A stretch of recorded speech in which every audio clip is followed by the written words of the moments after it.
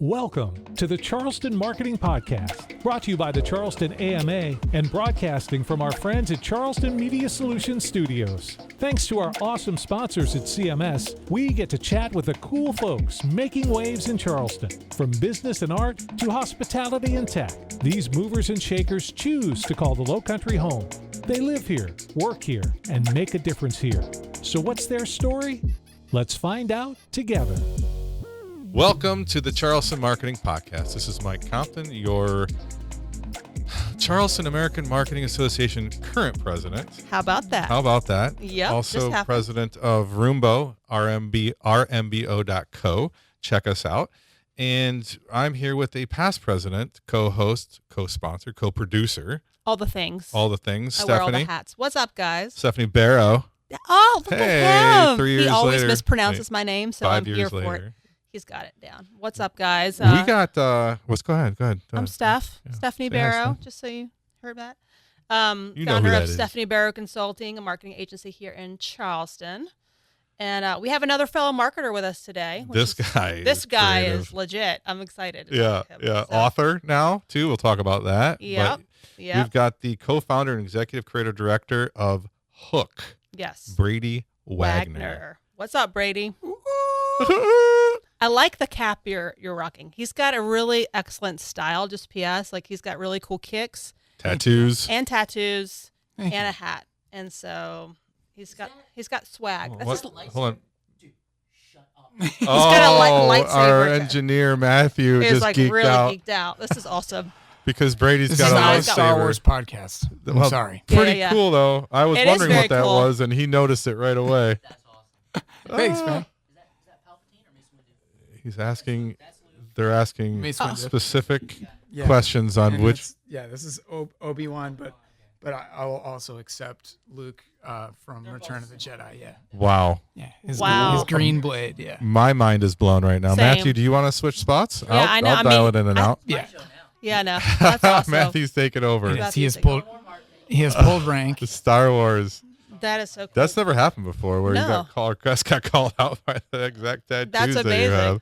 Good Rank job, has been Matthew. pulled. Yes, rank has been pulled. My Star Wars knowledge is the extent of going to the Disney park. So there's that. Yeah, that was fun. I took pictures with the fake I guess we'll lightsaber. take that. You'll take it, right? Have I you guess been? We'll take that Matthew these doesn't days. like Disney, apparently. Yeah. Anyways, hey, Matthew, shh. It's exciting. Nobody We're can hear you. excited to have Brady in the house today. Happy to segue into Star Wars at any time. There you go. There you go. Hey, Brady, where are you from? I'm from Edina, Minnesota. No kidding. Yeah. I like the accent. Yeah.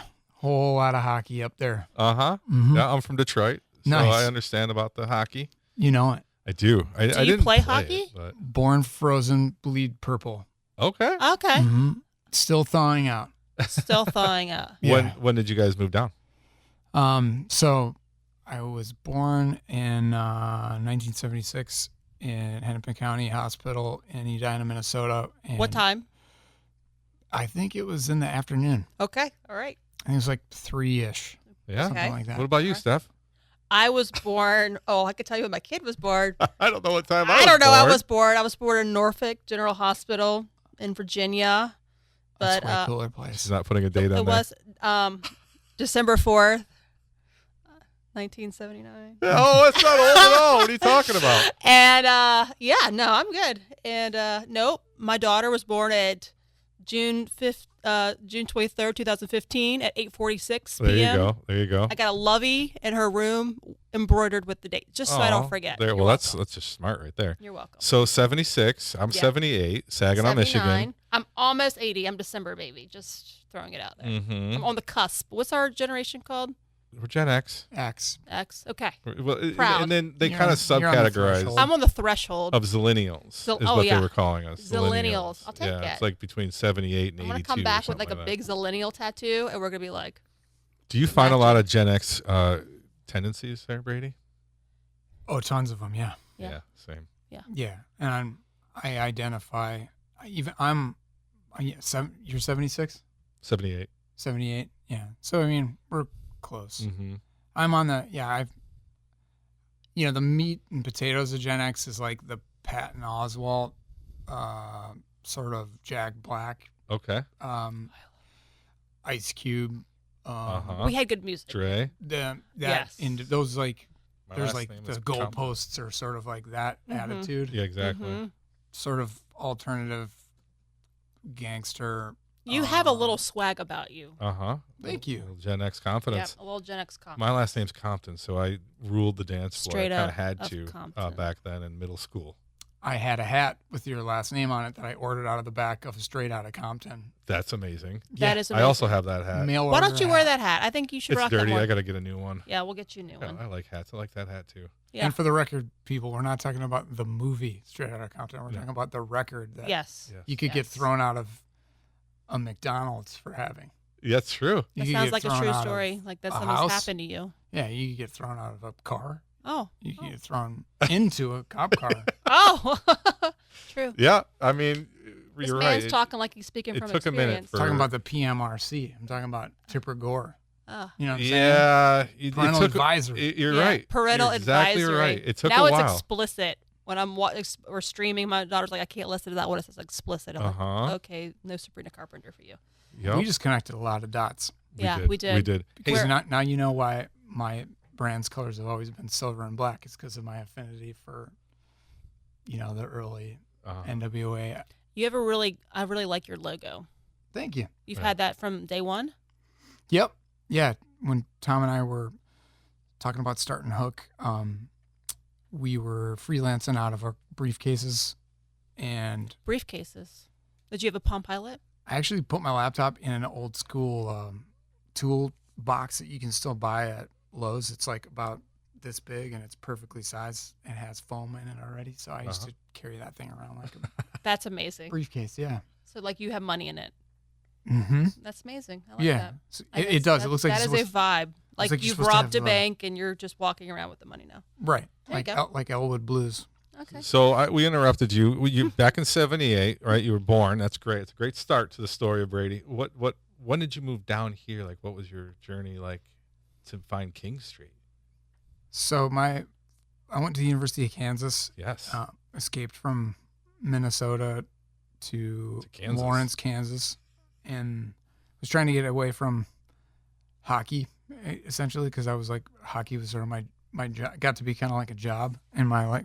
I grew up in a hockey factory, kind of, and I was like, hey, Kansas would be way different. Okay. Yeah. So you 8 makes hours sense. southwest. Break the cycle.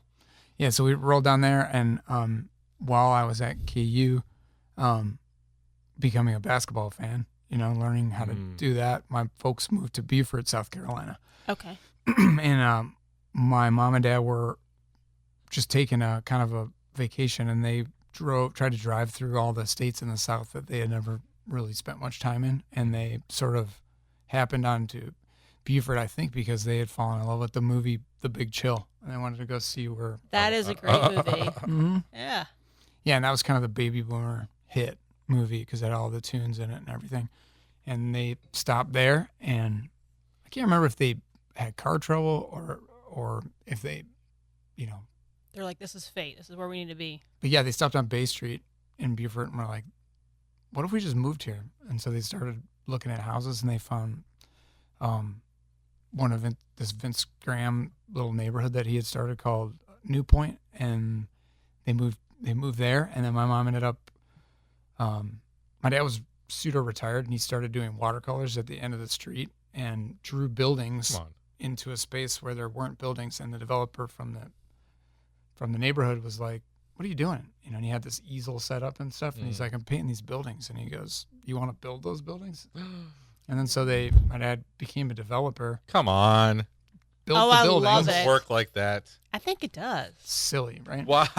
Dreaming big out sounds there, like- just doing his thing. Sounds really like BS, but No, that is really a cool story. yeah. And so my mom ran a little store there. What kind of store? New Point Corner store. Yeah, it was like a general store that sold everything from rubber sharks to fancy wine and like Rubber sharks. take home dinners and stuff like that. So it was kind of like a little mini grocery store, but really her MO, she was a second grade teacher. Her MO is she likes kids. So she was kind of just wrangling all the neighborhood kids and having fun with them, but then selling, Chomsky. lasagna to people and That's cool. wine and fancy little trinkets and Sure. cool stuff. It was a great store. So circa, when was this? 90, that was like 96, 7. Sure. So I fell in love with Beaufort, and then was visiting there during the summertime, and sitting on a sandbar and reading a book, drinking a beer, and then having to go back to Kansas, and was like, I'm not gonna stay. Why would we go up here? Why am I living up here in the north? Right. No offense, Northerners. I did my No. best to recruit. Yeah. I was like, there's Uh-huh. this place called Charleston, South Carolina. You guys gotta go visit it, Yep. because I had heard about Charleston, and not too far from Beaufort, perfect distance, about an hour and a half. Yep. So you've been here a minute now. Ripped out 2 or 3 we stayed at the Meeting Street Inn. I went to visit, ripped out the advertising section of the Yellow Pages, put it in my book bag, brought it back to Kansas, and about every month I would call everybody in that section and just cold call In the them. Yellow Pages. The hustle. I Y'all love remember Yellow Pages? it. Oh yeah, the yellow pages. I still got them. You Do have the pages? The pages ripped out? That would be If pretty you're a sweet. designer, you got to be a pack rat, right? Oh That's my cool. You need to gosh. frame that and put it in your office. For real. It's in a Probably box is. called Frame These. Frame these. Oh. I like that. Yeah. That's an amazing story. So late 90s then Mm-hmm. is when You've you seen found a lot it. of change here in Charleston. Yeah. And visited a couple times, but fell in love with it right away. And Mhm. my kind of whatever you call it, mantra started to become like, I want to like, not live where I want to work. I want to work where I want to live, Sure. And so I changed my necessity is the mother of invention kind of attitude. And from there, just try to find a way to crack into something here. Did you get into Anyways. marketing right off the jump, or? Yeah, I studied advertising straight up, not design. In school, I was in the journalism department at the University of Kansas, which was really I thought that was really fun, and it kept me really disciplined. Learning about journalism is a great track into advertising, because like instead of interviewing, like I'm like your client, Mhm. you guys are interviewing me. You're kind of digging for information, and that approach to figuring out the truth about a brand is the same to Good point. finding the truth You about got to it. be journalistic about it. You can Right. take that approach That is a key about takeaway. I like that. being inquisitive. Yep. Mm-hmm. Yep. So that was super helpful. And growing up in the business, meaning being raised inside of an ad agency. Okay, so your dad was an admin? Mm-hmm. Yeah, man. Like back in I've listened to the audiobook a little bit, so I kind of know I don't want to give Yeah, anything yeah. away. Oh, But it's all good. he was an admin back when the admin days were kind of dwindling down. Is Okay. that right? Is it, Yeah. like the 1960s style admin, like Right. drinking all the time, like right. Those are the guys. Womenizing. Oh, I like it. I can. The Mad Men Stephanie. days. Those are the guys. That was the generation of people that were running the show when he started. Uh-huh. I can just imagine the sharp dressers. So that part I can get behind. Oh, okay. Not the womenizing part. Not the women, Oh, but okay. the sharp dressing. Yeah.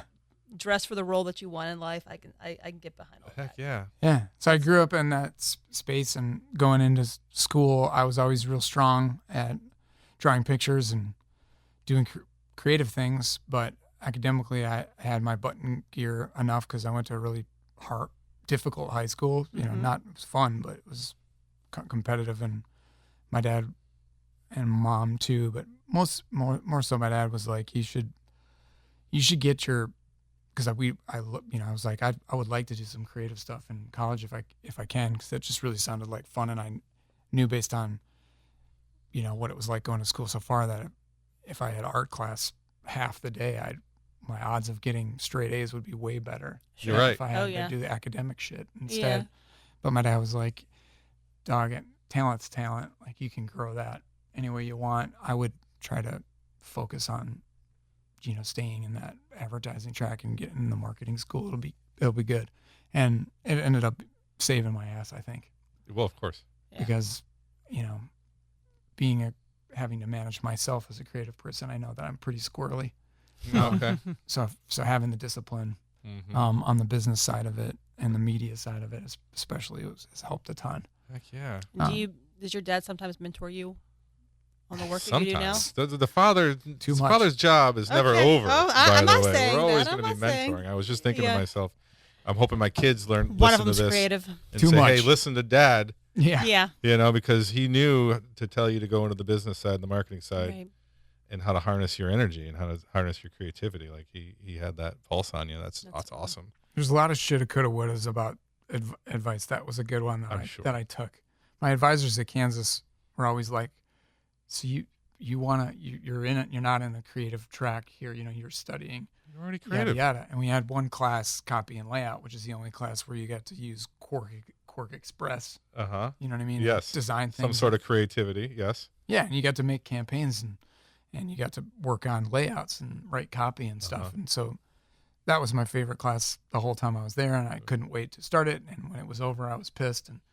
And I was talking to my teacher about that and my advisor especially. And I was like, why isn't the art school merged with this? And he's like, well, yeah, okay, whatever, kid. But then, Right. but then he was like, you really want to go into creative?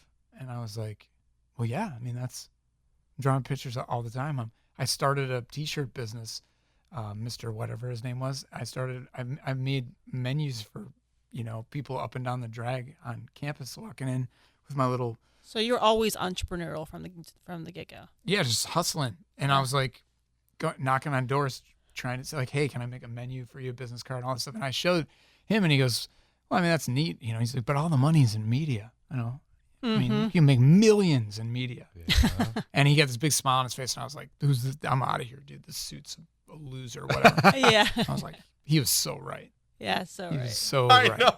Yeah. So right. I was painfully wrong. I know. It's funny. so true. I mean, congratulations on, Thank you. so how many, well, before we get to the congratulations part, how many years have you been on King Street doing as a hooker? Yeah. I say Technically, hooker, he says. That's what they call themselves. 2000, Ah. November 2005 is when we started. We were in the cigar factory. Me, as an art director, the guy with the pencil that's drawing pictures, and Oh, yeah. and Tom, my partner, who we were freelancing together.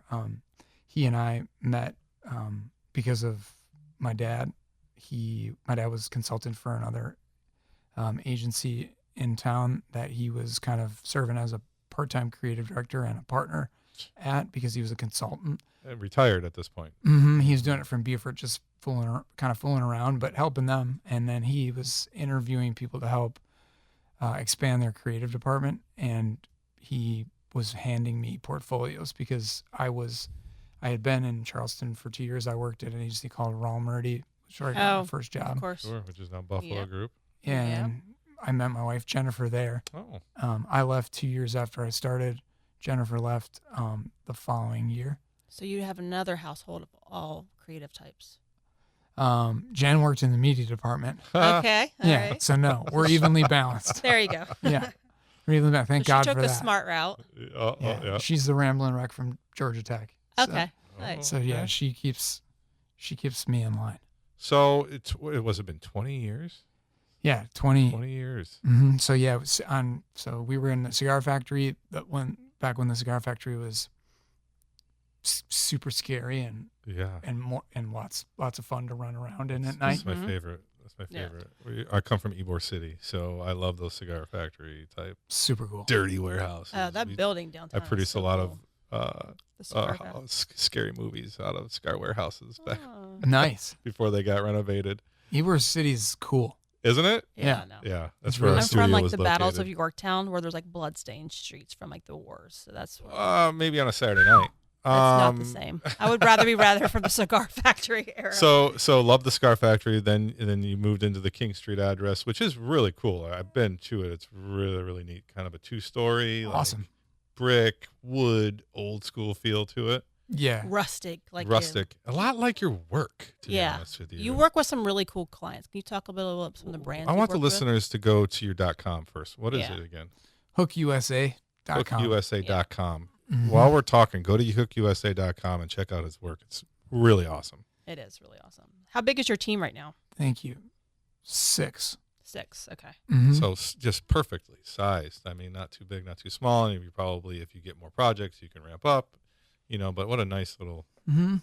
I mean, that's the deal, right? Nice little, good sized shop. These big shops.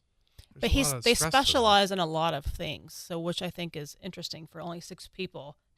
SEO packages is like a big thing that I'm trying to push on my clients. Mm-hmm. How's that working for you? It's just a rounded out piece of, delivering messages. SEO's become media, and that's the thing that's crazy about it is it's not it's not copywriting. It's not for people. It's for computers. Yes. Exactly. It's a lot like finding the right keyword is like buying the rights to a billboard for a month. It gives you the ability to get somebody's attention, but once you have that person's attention, the SEO copy that you've written isn't going to convince them. Exactly. You have to speak to their hearts and minds, which is a different kind of writing, A lot of my clients don't understand the importance of SEO and prioritizing that when you're doing your overall strategy and marketing budget, because being first page on Google is like priceless. It's the cost of doing business. It That's is the what cost of doing SEO and all business. that media is, like cost of doing business. And Yeah, then but you guys what kind of specialize in a content, lot though, of are you gonna cool put on stuff. there? You got to call a hook for the content. Yes. Right.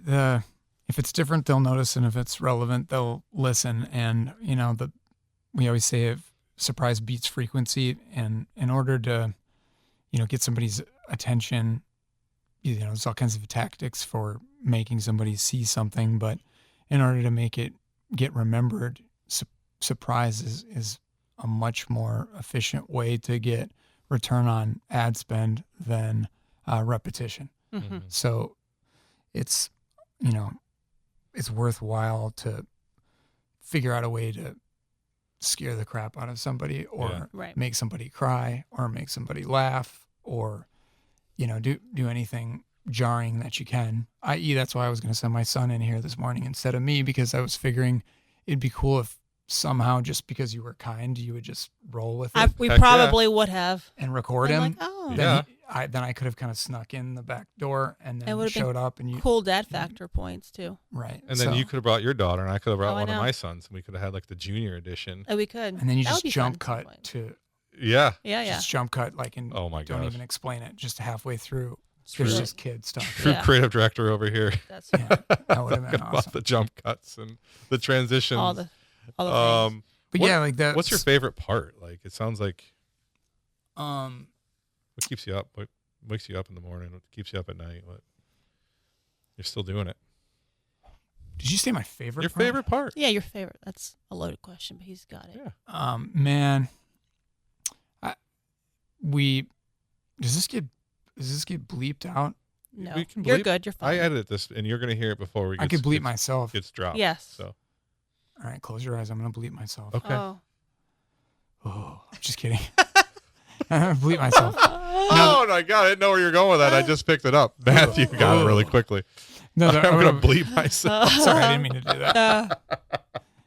I was thinking about Tracy Morgan when he talks about Googling. Stephanie himself. shut her eyes. I opened my eyes wide open. I was like, I don't know where this is going. I'm just gonna like. I'm hang like, back. what's he gonna do?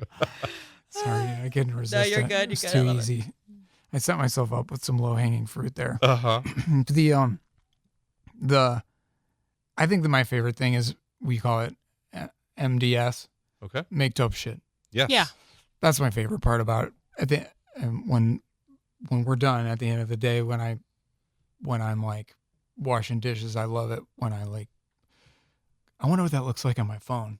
Yeah. And then I get to watch a video, a TV spot or a layout, or listen to something that we recorded, or reread something that somebody wrote, just to see what it feels like in a different spot. And then, because I don't know, I've got miles of, you need miles of metaphors in our business, because there's so many different media to work with, and there's so many different brands and so many different, little pieces of shop talk vocabulary that you have to learn with clients, and vice versa. They don't understand. A lot of times they don't understand anything, so you have to say, well, it's kind of like on a football team when whatever. Right. And on one hand, make dope shit is definitely when you're like, man, I'm so proud of that thing that I worked on for X amount of hours. Maybe it was a long time, or maybe you're proud that you did it so fast, and how did I finish that so Right on. quickly, whatever. But then the other part of it is like, it is sort of like being a carpenter. It's just a pile of sawdust, and like the height of the sawdust starts to make you proud True. that you cut that much wood. Oh, And, that's a good metaphor. Yeah. Yeah, You so work with some really cool like lifestyle brands. yeah, we've gotten our trajectory into all that started with Scotch. Okay. Because, well, Charleston, the agency that I first worked at had Orient Express hotels. So learning how to speak luxury language is kind of funny because it has a vocal tone and it kind of whispers more than it shouts. And it's, it's a little bit like your jaws stuck out like that. Or it's like, how nice, and it's a little bit softer and it has to be plush and kind of luxurious feeling. So you can't really scream. Your headlines can't be huge. Right. Long copy's great because people are ready to chill and just swim in whatever you're putting out there. Yeah. Right. So we kind of I got steeped in that, which was great experience. So when we started Hook, we networked our way into having a meeting with this company called Total Beverage Solution that was an importer. And this is a roundabout way of getting to lifestyle stuff. But what's neat about importers is if they have any money to import something, they buy the thing. Right. And then if they're lucky, they might have enough left to sell it into a store or into a distributorship. And they might need a little marketing materials to do that. And they skimp on all that because they've just spent all their money on buying the stuff to get it into the country. Yeah. Then when they get big enough and they have the ability to help push it, they might hire somebody like us to help them push it onto some shelves. And if they get a little bit more, then they might be able to try to pull it off shelves by talking to customers. And the good news about the combination of their attitude about the way they do that and our insanity about making different relevant messages for customers was like a match made in heaven because we had such a short time frame to take a brand like, Weihenstephaner, which is like the oldest beer in the world. It's like from 1050 or something. Okay. Take a brand like that that is now going to be imported by these guys, take their brand materials from Germany. You have two sets of clients. You have the brand itself and you have the importer, who's the ones who really stand to benefit by making a hit in the United States with this. They need it kind of repackaged for American consumers. So that means we need to figure out what the brand position is. We need to figure out the value prop, figure out what the brand attitude is. Yeah. We need to write all that stuff, get it approved by both teams, then start to make at least a sell sheet that on one side is consumer facing, right? So it's what does an ad look like for Weihenstephaner? Yeah. And then the backside is, what does that mean for me, dude? I got a liquor store or I got an ABC package store. I'm going to sell this. Yeah. Like, how am I going to convince people that they need to buy this for NFL Sunday instead of, or for their tailgate on Saturday instead of whatever other German beer I might have. Yeah. And that's, so on one side, you gotta wow the trade. But if you can only afford to do one thing, you got to wow the customer, because if the trade knows that you're going to talk to the customer well, they trust you to put your message through.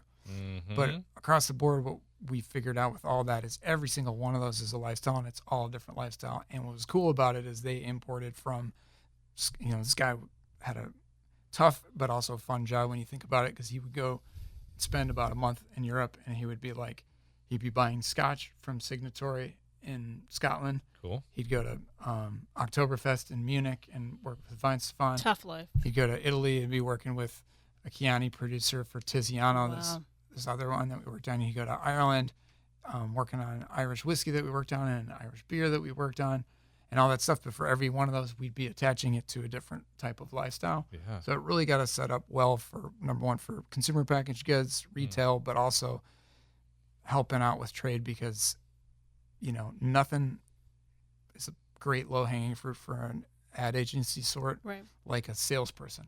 Yeah. Because if you can figure out a way to talk to the salespeople usually aren't the ones paying all the bills, but they're definitely the ones who are complaining. Yeah. They need the marketing help. Yeah. Exactly. And they're like, we're getting the crap beat out of us because Altoids has this amazing trade display. I'm a big Altoids fan too, just not the cinnamon kind. Yeah. So you know what I mean? I'm looking at your website, and I own some of these things that you've worked on. Awesome. Yeah. What do you own? So we have boats. We're boat people. Sweet. My husband likes to fish. There he is, number 2, instead of mentioning him. So I think I have this performance fishing shirt today. Nice. So that's awesome. So did you help Huck with from the get-go? From the looking at the logo conception? So were you there like boots on the ground from moment one they became a brand? Because this is a huge brand if you live in the Charleston area. What's the brand again? HUK. Yeah. We are HOOK. This is HUK for people who are listening.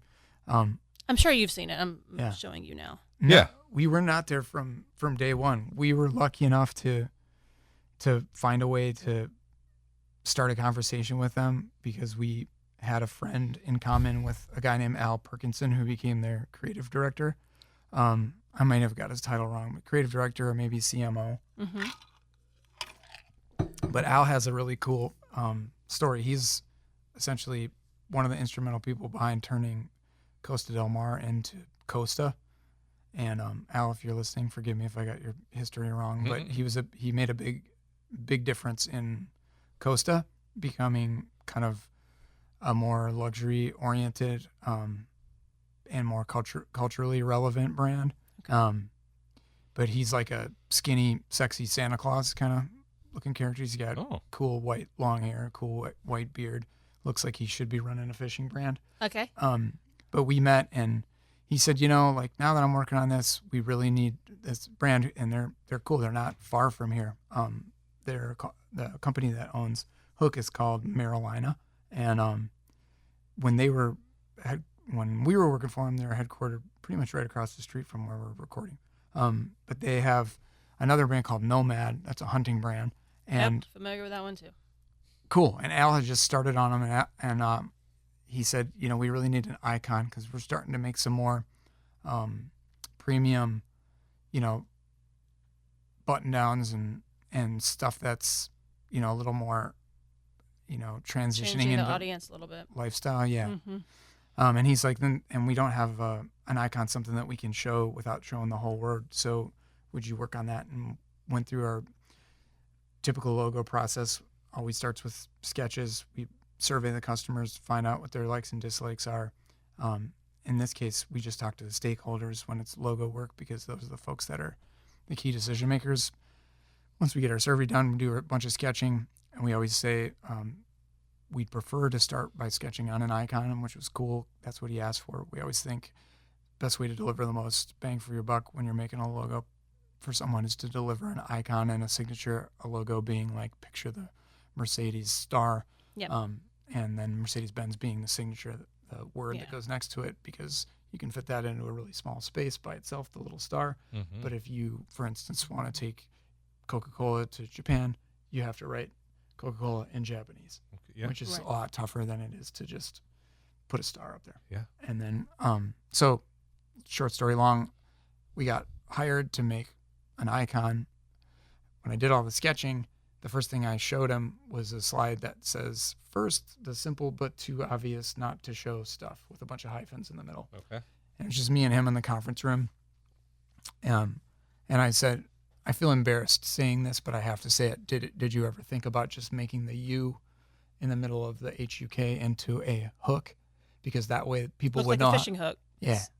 Because that way people would know how to pronounce it, because I called it Huck when I met him the first time, and he's like, it's actually Hook. Yeah. He goes, but nobody would know that. And I'm like, and then I thought about it, and that's why I sketched what I sketched. Yeah. And when I showed it to him, he's like, yeah, actually, nobody's ever thought about that. And he started laughing. Oh my gosh. So, And it's huge on all the shirts now.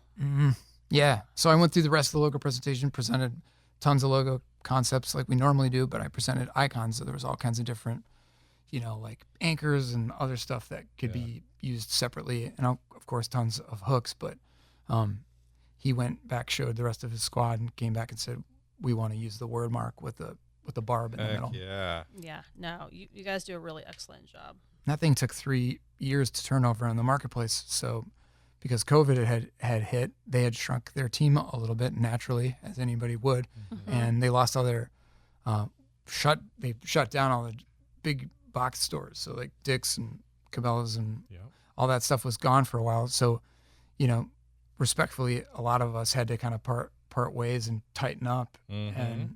And they took all their stuff direct to consumer for a minute. Al left and started Bahio, which is an awesome sunglasses brand that we helped him brand, and which is going very well now. So I called Al because I was on spring break. It was 3 years later, and we were at like this. It's like 2 years later, maybe 2 or 3 years later, whatever. It was like I felt like we were still pretty separated, and we were kind of doing like couple families that were close together that we felt okay sharing germs with. We all rented Right. a house in Port St. Joe Right. Nice. in Florida, and Yep. we were at this like dive oyster bar. There was like no 6 feet apart down there at Yeah. all. No. And there's this awesome little kid running by me with a mullet, and he had the new logo on his back, and I was like, no Yes, fucking way. we've made Yes. it. And I'm like, it actually tipped over. I thought that they had thrown it out. I didn't know that they were using it because we had totally lost connection because Yeah. one by one, everybody that we were working with had left, and we were like, okay, peace be with you. Call us when the store's open again. no, it's everywhere now. Yeah. And so I called Al right away, and I was like, dude, they're wearing it. He goes, I told you it'd take 3 years. And That's got to feel great to see your stuff in the wild like that. makes me wish I could charge a royalty for it. I For know, exactly. But exactly. it's not like a Royalty song. for every drink. You work with a lot of brands that Yeah. are alcohol brands. Mm-hmm. Yeah. I bet your office is a fun time. Yeah, man. It is. It is. It's good when people understand off the rip that we made all the packages that are in the conference room, because every once in a while when people don't get it, they just think that we're alcoholics. Right. You're like, nope, And- we're drinking Common House Ale Works. We're Right. drinking It's gin. We're totally drinking professional. bourbon. Totally It's- professional. We have to. It's taste testing. Yeah. Right. Exactly. Hey, so You- this next journey that you're on right here, you just got acquired? Is that what you launched? Yes. Super stoked. How it's got to be a lot of fun, exciting, challenging. Yeah, we're right in the Talk middle about of it. Mm-hmm.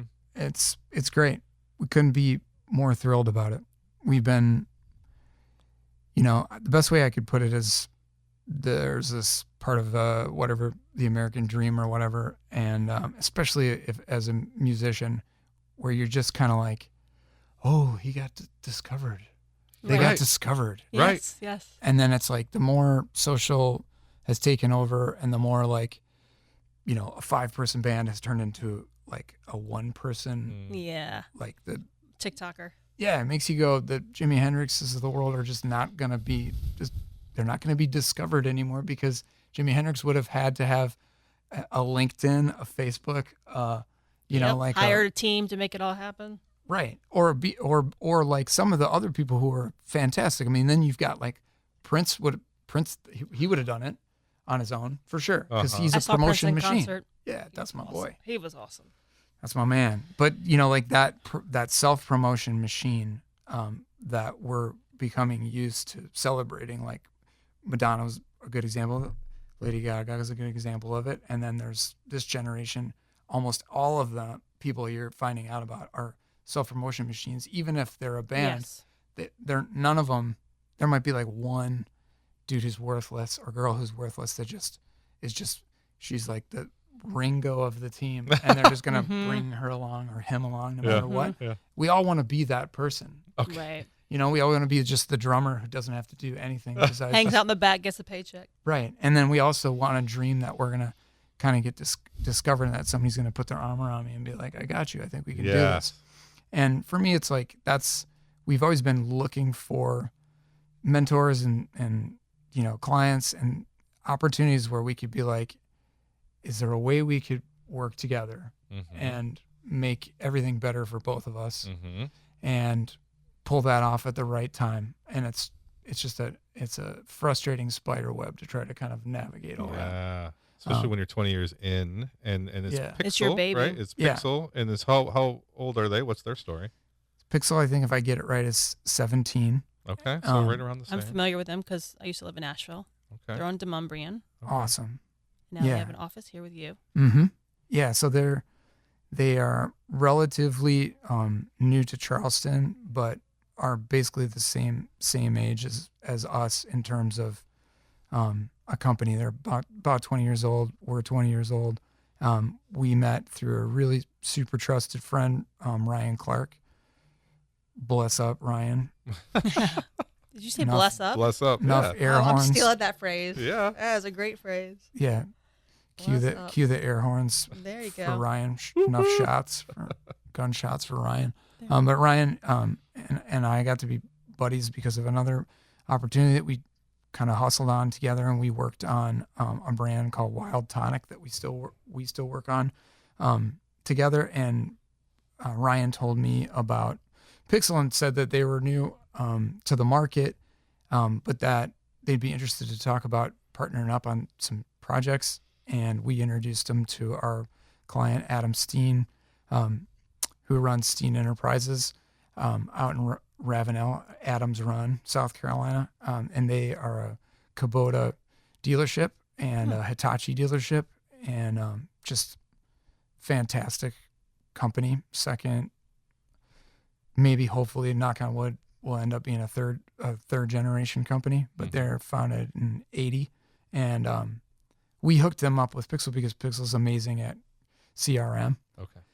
And so Pixel's signed up and sat in meetings with us and started working with, talking independently and then working with them. And where we really united is our belief, and a belief that we've had from the gate, in really focusing on making sure that our clients know that it doesn't matter like what mediums they use or what tools they use. We're going to make the recommendations for them that we think are going to be the ones that connect best with their people. And everybody's different. So it depends on what you're buying, where you live, what you hang out, where you hang out, what you listen to, what you eat, what what kind of bicycle you ride, or if you don't, if you ride a tricycle, or if you get pushed around in a baby stroller. It just, all that stuff really impacts the techniques and the tactics that are going to be used to connect with you. And that's been ingrained in me because I was raised by a dude who worked in an agency that didn't put media first, that put message first. Yeah. And that connection to the client and that joined at the hip mentality of making sure that we deliver value and get wins. Because if our clients don't win, we don't win. That kind of was where we settled in first. And then when I found out more about how good they were at CRM and watched the way that they sunk in and got right into the trenches with us and our client, led to more conversations. And then I found out that they wanted to grow roots in Charleston. And I was kind of like, why grow roots if you could buy them? Yeah. Yes. And that's kind of what we've always sort of wanted to be shopping for, was complementary skill sets that we could join forces with, so we can increase our capabilities and increase somebody else's capabilities. Yes. Right. And then the first, couple of months of conversation, we found out that they joined forces and technically acquired Cobble Hill. Okay. And Austin's an old buddy of ours. So a couple Charleston-based marketing agencies. Yeah. Interesting. So we are now a three-headed monster, and we're really excited. How big is about the team now? I'm going to screw this one up. Oh, it's okay. I'm going to generalize and say that we're probably 5 plus 5 plus 15. Yeah. So No, you're a bigger 25, shop. Yeah. under 30. yeah. But I bet that's wrong. It's So probably going to be enough to keep the boutique feel. Yeah. But now you're Yeah. multiple cities, and Nashville's a great city. right. And in true,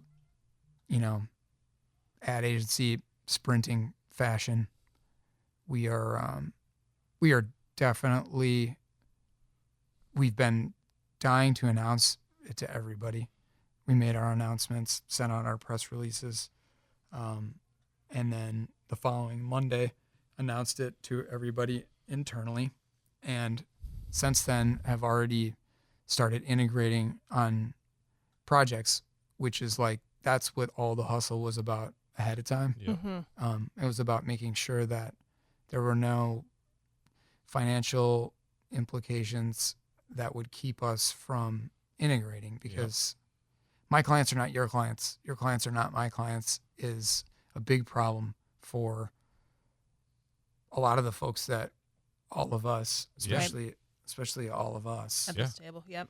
dream about, is like, oh, dude, would it be sweet if like, just, some amazing, huge holding company bought Right. me Right. or us, because then, wow, we'd have like, But you have to keep the brand integrity and the voice that you've built all those years. yeah. And so what I really respect about their approach to everything, me and, Brian and Bonnie from Pixel's approach to it, and now Austin's approach too, having done what we just did before we did it is that when you start aligning on that, there's some things that are just like accounting related and just like corporate structure related Right. that are really boring and no fun to talk about. But But if you get them figured out, it allows for you to jump right in and start working on stuff together without having a panic attack about making sure that it flows through the right yep, bank account. yep. Yeah. That's So- so interesting. Yeah. And I love that it's happening here in Charleston. A lot of the agencies now are collaborating with each other because everybody has different silos and different experiences and different. You know. Yeah. So, So- going forward, are you Pixel? Are you Hook? Are you coming up with a new brand name? I'm gonna do some metaphor. We're gonna get in my conference room now, and I'm gonna Okay. gonna Brainstorm. talk about a branded house versus a house of brands. Really? Yeah. Yeah. So we get that a lot, but I'm gonna jump back into the liquor business. It's one of the older businesses in the United States, so it's an easy one for people to relate to. But when I'm gonna use Cathead Distillery for an example, Cathead Distillery, our buddy Richard Patrick, he invented sweet tea vodka, little known fact, for Okay. Firefly, and then got hired by Total Beverage Solution. We worked with him when he was working at TBS, so we worked together on Moretti and all these different awesome European and global brands that weren't really big in the United States at the time. He started Cathead Vodka. Cathead Vodka was the first legal distilled spirit from Mississippi. Oh. Bottle Tree Beverage Company was the company that owned Cathead Vodka. That's because Bottle Tree Beverage Company had more brands in their queue that they were ready to fire, Okay. not just Cathead, right? Sure. So their first distillery, right, was kind of just nameless and faceless. They just had brands. They very naturally had their big tip over success with Cathead. Mm-hmm. By the time they got a more public tourable, public in the sense that it has like a music venue sort of area connected to it. Oh, okay. By the time they found that real estate, decided that they were going to move their distillery operation to this part of Jackson, Mississippi, they named the distillery after their A1 product. Sure. Right? Yep. So now it's Cathead Distillery, Too cool. and everything, all their other products that, Old Soul Live under that. Old Soul Bourbon and all that stuff lives under them. So their approach is the approach I think everybody should take, which is which brand wins. Right. We still own all the brands, but we don't want to disrupt anybody's relationship with those individual brands in the name of forcing a distillery. So true. That is instead of very the smart. flavors. So true. And so that's sort of the approach I think that we're going to continue to Right take. to the table. That's Yeah. smart. You're gonna just kind of organically figure it out Yeah. together, and then put it to plan. I love that. Yeah, if you leave it as a vending machine, think about a vending machine, you Another might- metaphor. Oh, yeah. Don't worry about it. He's got metaphors for days. He says. Well, leave the buttons on the vending machine alone. Yeah. There you Right? go. Oh, just, You decide to change the front of the vending machine to say Coca-Cola, that's fine, but it I depends have on so many Leave people the that work buttons with like alone. for rebrands, and Love it's when you have an established brand, there's so many things to consider. yeah. Right. And the key part about it, though, is it is super important for us to establish a collective front for an offering, because that's the most exciting part of it, is being able to go Right. into new conversations with new products and services and be able to offer all of our stuff at the same time. But yeah, we're tiptoeing into that Well, part that's of exciting. it, and I love and respect them for appreciating the fact that they don't want to mess with our history and the connections that people already have to the name that we've established. So true. basically, follow So you on social media to stay in tune on what's going on. Yep. To answer that question, Yeah. definitely. Hey, so you've got a lot of tricks under your sleeve, and before Yes, sir. we kind of wrap up today, I want to talk about street tricks. Thank and you. then maybe we can talk about your other trick you're going to When he says street tricks, I just imagine him like, especially with his swag, like just in a band. on a skateboard down the street of King Street. Can't you just see him like on a longboard, like on Venice Beach, just cruising? That's true. That's true. That you give off the longboard, but you Longboard have a little vibes. bit of a musical history about What- you. Right. But we wanted to talk about street tricks too, right? So yes. street tricks is this awesome book that you can get that I have got here for you YouTubers. You can see it right here. I'll give it. There it is. Oh, there it is, the proper- Street the Tricks. proper lift. So your dad has been in the business. You're in the business. What brought on the idea of writing a book? You're an ad agency, for crying out loud.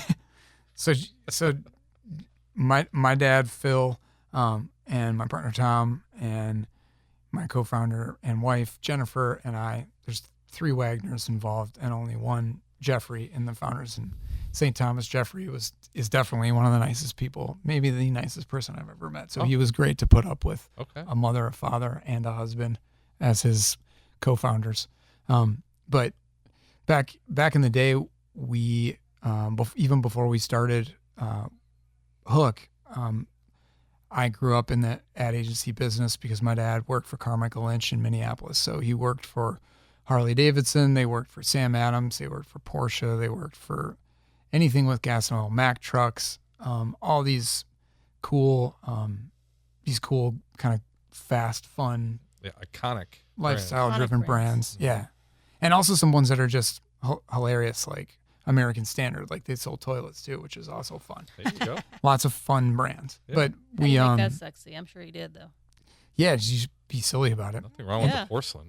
Yeah, there's a great Porcelain God.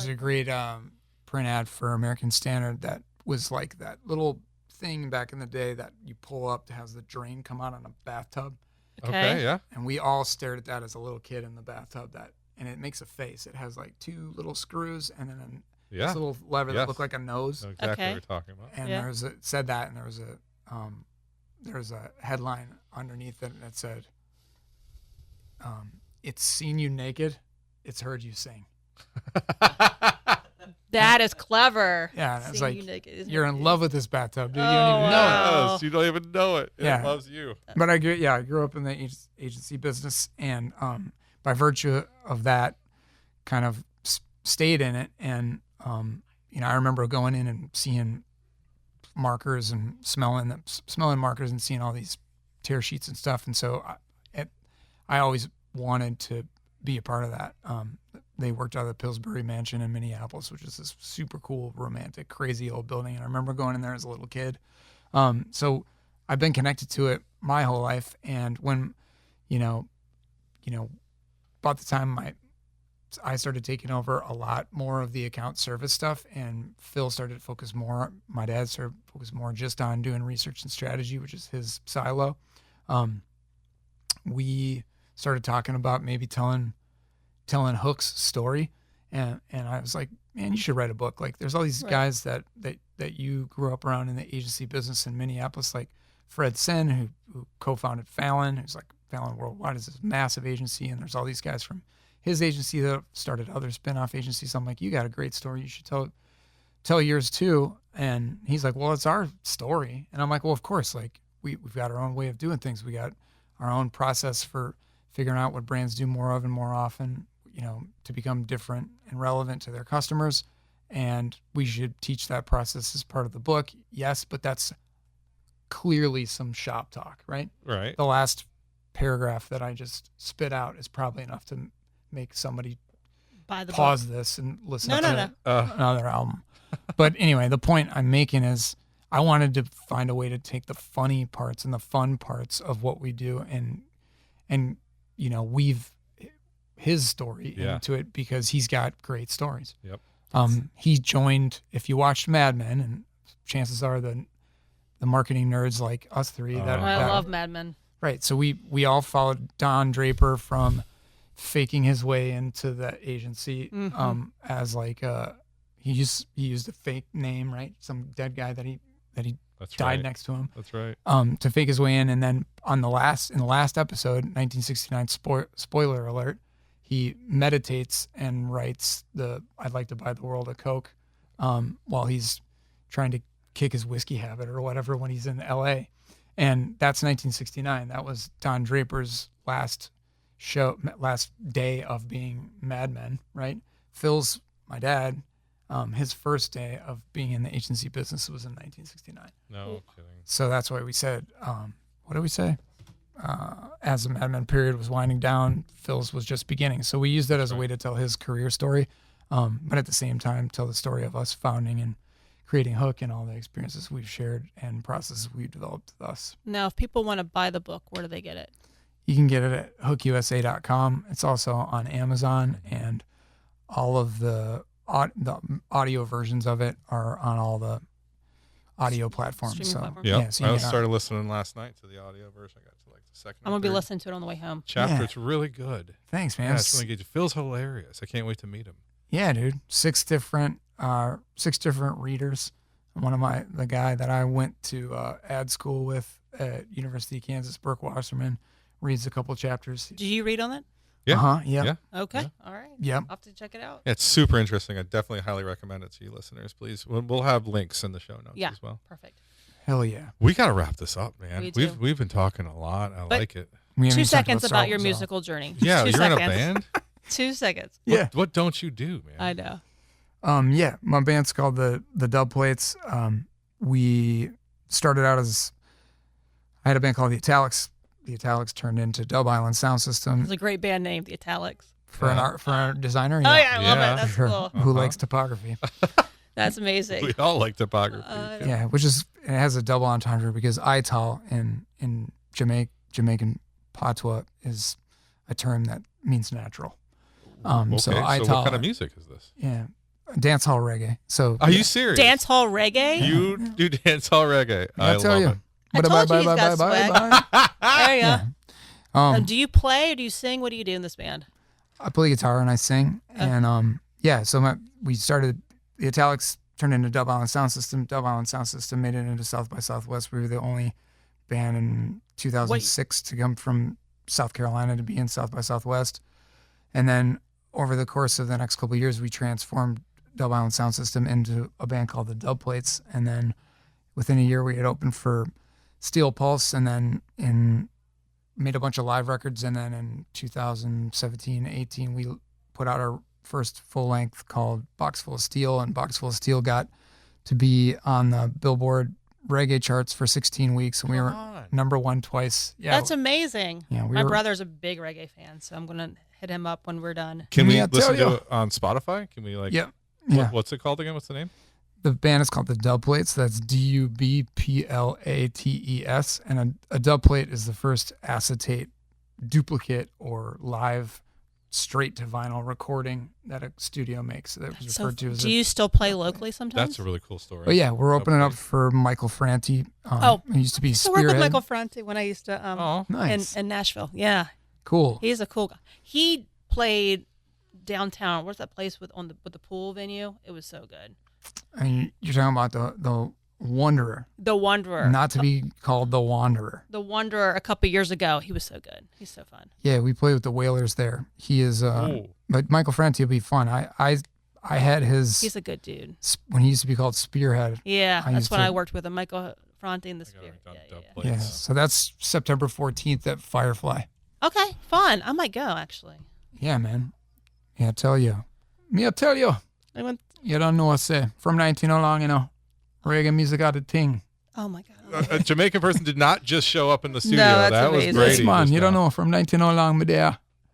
Yeah, unlike most Jamaicans, I actually do speak Jamaican. Jamaican patois, and Oh, I've really? been recording in Jamaica since 2004. And You're so cool. my I love approach that. to it is a lot like a young Japanese boy might learn how to speak English by listening to Elvis Presley. Yeah. Okay. Did it the same way. Just don't use any words that you don't understand. But I don't know if you remember when that Volkswagen commercial came out where the guy, an obviously American dude with red hair, starts speaking Jamaican patois to people. I got calls from all over the country, and I got calls from Jamaica about that because they're like, "My man, them should have you in the ad there. That should have been you over there, so." And me, I tell you, yeah. That's awesome. Now I know we have to wrap up, but can you? You brought the What, guitar. you got your here. guitar. What are we gonna do? We're gonna do a little something. I want to Sure, hear dude. something. Let's like do a little goodbye type of thing. Okay. Like we're sounding off. Matthew, we good? You okay?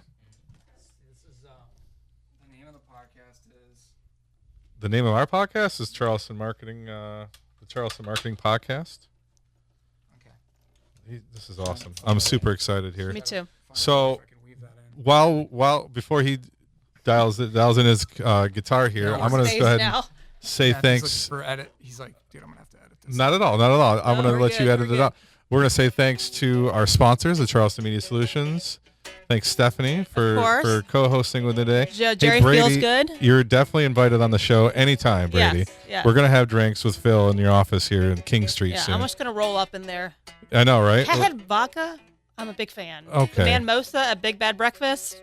Lights out Anyways. good. It's lights out good. Thanks for listening, folks. This is Brady Waggner playing on the guitar. That's Bye bye bye bye. Bye bye bye bye bye bye bye. Bye bye bye bye bye bye bye. If a session on one ram, tell them in the book up the bailan. Party you know what ram, tell them in the book up the bailan. Session on one ram, tell them in the book up the bailan. Wanna hear me? Sign in for fun and a better sign in for fun. Sign in for fun. Charleston Marketing Podcast. You see me, Charleston. Sign in for fun. Heart to the tree, to the outside. You know, sir. Kamacast. I'm not participating in this. Ah, I'm just gonna dance. we be Oh, no. Kamacasting. Oh, Brady Waggner. oh. You're feeling it. I'm feeling it.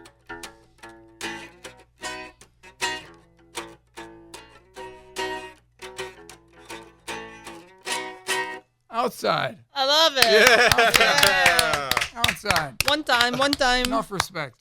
Yeah, I love it. Yeah, man. Big up on yourself. Very Love on nobody. I love it. All right, That was that's it. awesome. Thank you so I much. can't,